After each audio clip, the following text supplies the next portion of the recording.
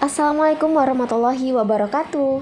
Di sini kami akan membahas mengenai metodologi kuantitatif tentang kuasi eksperimen, di mana kita akan membahas mengenai pengertian, ciri-ciri, desain metode, tujuan, dan langkah dalam penerapan metode ini.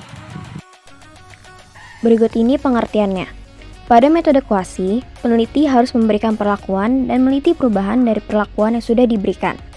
Sampel yang digunakan tidak secara acak dan tidak bisa dimanipulasi subjek. Selain itu juga, harus ada kelompok eksperimen dan kontrol yang ditetapkan dengan menggunakan kelompok acak. Selanjutnya adalah tujuan.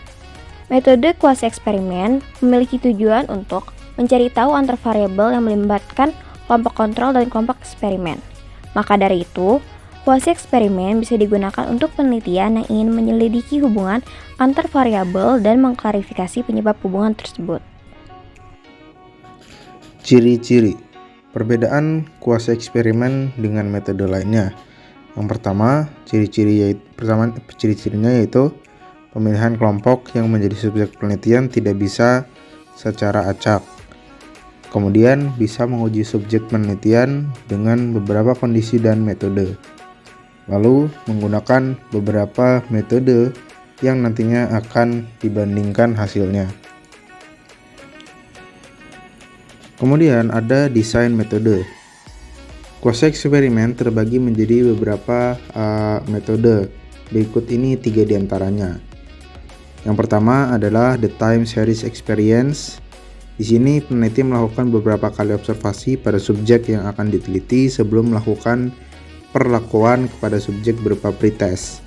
Pemberian pretest untuk mengetahui kestabilan kelompok. Jika kelompok sudah stabil, baru bisa melakukan perlakuan kepada subjek. Pada metode ini, hanya ada kelompok eksperimen tanpa ada kelompok kontrol. Lalu kemudian yang kedua, the non-equivalent group design. Penelitian ini mengharuskan adanya kelompok eksperimen dan kontrol, karena penentuan hasil hipotesa berdasarkan hasil pengamatan kedua kelompok ini. Penentuan kedua kelompok tidaklah acak, keduanya akan diuji menggunakan instrumen yang sama dan menganalisis perlakuan mana yang lebih optimal. Apakah ada kelas eksperimen lebih baik atau bahkan sebaliknya. Lalu kemudian yang ketiga, the equivalent time series sample design. Penelitian ini menggunakan satu kelas eksperimen. Yang membedakan dari the time series eksperimen adalah pengulangan perlakuan yang lebih banyak dan harus diselingi pada jeda waktu saat tak diberikan perlakuan. Adapun yang terakhir yaitu langkah melakukannya. Yang pertama, penyusunan proposal, bertujuan untuk mencari kajian ilmiah, pembuatan instrumen, dan analisis pengolahan data. Biasanya seorang mahasiswa harus menyusun proposal penelitian sebelum melakukan penelitian dalam bentuk skripsi. Yang kedua, pelaksanaan penelitian. Selanjutnya adalah melakukan penelitian menggunakan metode kuasi. Pada langkah ini, peneliti harus melakukan pretest atau observasi dan melakukan post-test untuk memberikan perlakuan kepada subjek.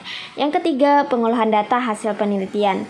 Selanjutnya adalah mengolah data dari metode kuasi. Pada kuasi eksperimen umumnya menggunakan metode kuantitatif. Jadi analisis data menggunakan pendekatan statistika.